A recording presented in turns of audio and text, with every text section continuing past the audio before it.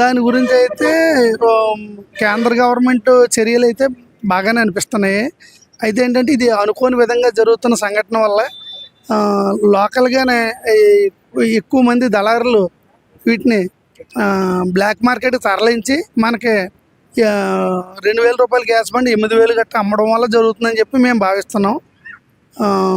దీనికి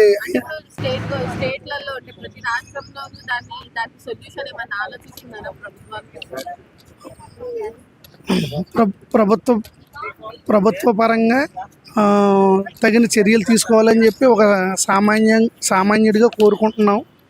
ఇది ఎవరు ఊహించని విధంగా జరుగుతుంది కాబట్టి దానికి ప్రభుత్వాలను కూడా నిందించడం కూడా అంత మంచిది కాదేమో అని నా అభిప్రాయం.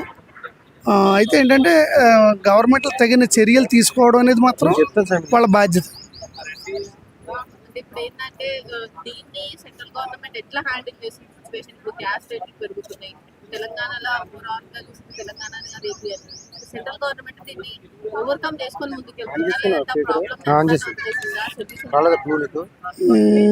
అంటే ప్రాబ్లమ్ గవర్నమెంట్లు పట్టించుకోవట్లేదు అని అనుకోవడం కూడా కరెక్ట్ కాదేమో అనుకుంటున్నాం. ఎందుకంటే మనం టీవీలోని వార్తలు అవి చూస్తున్నాం. మిగిలిన దేశాలకి సరఫరా లేకపోయినా మనకి చైనా నుంచి ఇంకొక 7 వాడలు వస్తున్నాయని చెప్పి అంటున్నారు.